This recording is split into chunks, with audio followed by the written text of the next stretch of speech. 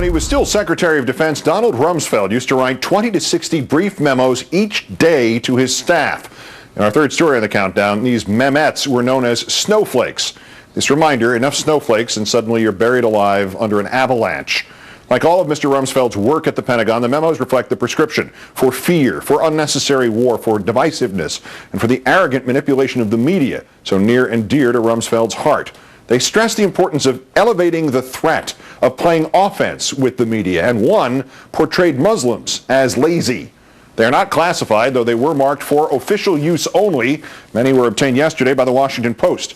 In May 2004, when the situation in Iraq was hitting one of its low points after the previous month's revelations about prisoner abuse at Abu Ghraib, Mr. Rumsfeld issued a classic whopper. He wondered if terrorism should be redefined as, quote, a worldwide insurgency. He asked aides, quote, to test what the results could be if the war on terrorism were renamed.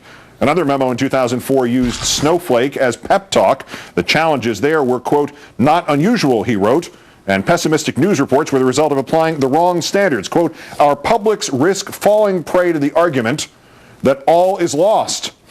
It was never about reality, but how to manipulate the press and poison the public, especially when he was cornered. In April 2006, when calls for his resignation began coming from a string of retired generals, Rumsfeld issued this memo.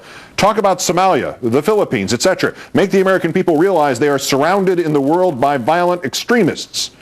As for other gems, his staff should go on offense with press, quote, go out and push people back. The war on terror is not a, quote, terminal event. Keep elevating the threat and link Iraq to Iran. And Mr. Rumsfeld even wrote that, quote, too often Muslims are against physical labor and an unemployed population is easy to recruit to radicalism. So, it seems, is a population subject to the manipulation of the Donald Rumsfelds of this world.